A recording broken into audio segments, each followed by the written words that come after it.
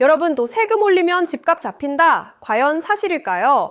오늘은 오세훈 서울시장이 정부의 부동산 세제 개편을 두고 쏟아낸 비판의 목소리를 살펴볼게요.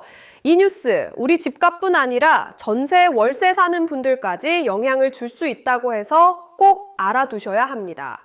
정부가 최근 발표한 부동산 세제 개편안, 핵심은 세금 강화입니다. 집을 사도 팔아도 세금을 더 내야 할 수 있다는 건데요. 오세훈 시장은 이걸 세금 지옥이라고 불렀습니다.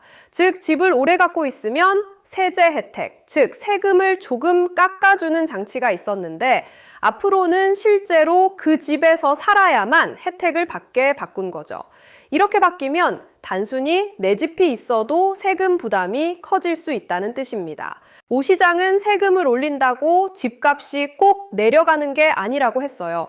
오히려 시장이 더 불안해질 수도 있다고 우려했습니다.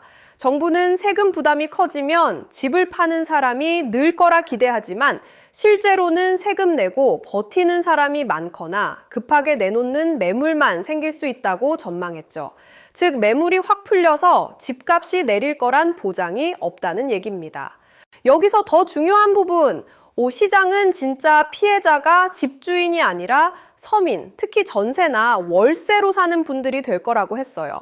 왜냐하면 집주인이 세금 부담을 줄이려고 세입자를 내보내고 직접 들어가서 살 가능성이 높아지거든요. 이러면 전세, 월세 집이 줄어들고 자연히 임대료는 오를 수밖에 없다는 거죠. 즉, 내 집이 없는 분들에게 부담이 더 커질 수 있다는 겁니다. 또 세법이 너무 복잡해진다는 문제도 지적됐습니다.